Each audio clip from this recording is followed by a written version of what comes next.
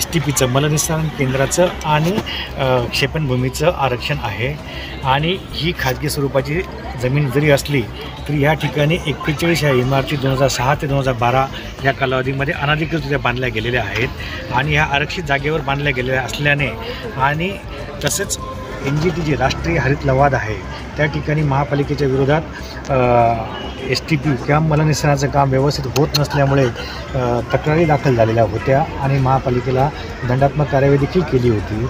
हा एक भाग याच्यामध्ये होता। त्याच्यानंतर इथले जे जमीन मालक किंवा ज्यांच्याकडे या जमिनीचे हक्क आहेत या व्यक्ती महापालिका तोडक कारवाई करत नसल्यामुळे हायकोर्टात त्यांनी पिटिशन दाखल केले होते आणि सर्व बाजू ऐकून घेतल्यानंतर माननीय उच्च न्यायालयाने सध्याची तोडक कारवाई करून उच्च न्यायालयाला अहवाल सादर करायला सांगितलेले होते।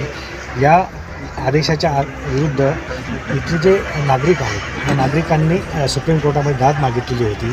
सुप्रीम कोर्टाने देखील त्यांचं म्हणणं फेटाळलेलं होतं आणि महापालिका तोडक कार्यवाही महापालिकेने कंटिन्यू करावी किंवा करू शकते अशा पद्धतीचा निर्णय दिलेला होता। तसंच शक्य असल्यास पुनर्वसनाची देखील बाब तपासून घ्यायला सांगितलेली होती। महापालिकेचं पुनर्वसनाचं धोरण सध्या तरी नाही आहे, त्यामुळे आपण शासनाकडे याबाबत मार्गदर्शन मागितलेलं आहे। कारवाई कशा पद्धतीनं असणार आहे, किती दिवस असणार आहे? कारवाई आज ज्या C1 कॅटेगरीतल्या म्हणजे अति धोकादायक कॅटेगरीतल्या ज्या इमारती आहेत त्या 7 इमारती आम्हाला आढळून आलेल्या आहेत ज्यांचं स्ट्रक्चरल ऑडिट केलेलं आहे। तुर्त आम्ही त्या इमारतींवर कारवाई करतो आहे, परंतु आम्हाला हायकोर्टाच्या आणि सुप्रीम कोर्टाच्या आदेशाप्रमाणे सर्व 41 इमारतींवर कारवाई करणं अपेक्षित आहे। सर, या नागरिकांना काय आव्हान कराल?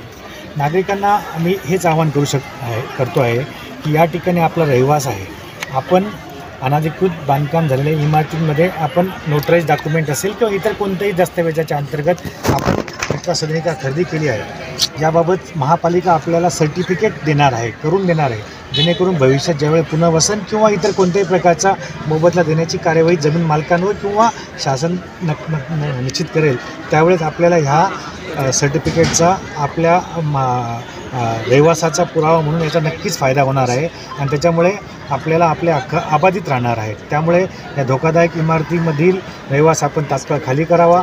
तसंच इतर जे C1 कॅटेगरी नसतील जरी इमारती असतील कोणत्या अनधिकृत असल्यामुळे कोर्टाच्या आदेशामुळे आपण त्या इमारती सदनिका खाली कराव्यात आणि महापालिकेला सहकार्य करावं एवढंच या प्रसंगी मी सर्व नागरिकांना रहिवाशांना आवाहन। सर, 41 त्यांच्यावरती काही कारवाई झाली का? 41 इमारती प्रशासनाच्या डोळ्यासमोर उभ्या राहतात, प्रशासन काय करतंय? या इमारती 2006 पासून बांधकाम झालेलं होतं, त्यावेळेच्या परिस्थितीनुसार त्याची माहिती घेण्यात येईल। ठीक आहे, थँक्यू सर। चला चला चला मॅडम, चलो चलो चलो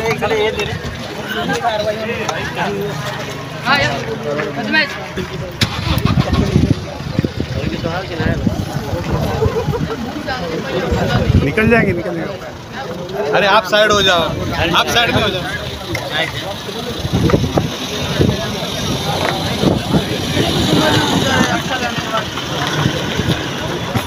चला आता जा, पत्रकार पत्रकार आहे हो बडे साहेब, बाहेर जा।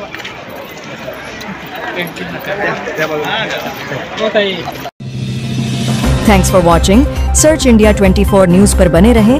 अगले सेगमेंट में हम आपको दिखाएंगे कुछ और महत्वपूर्ण खबरें।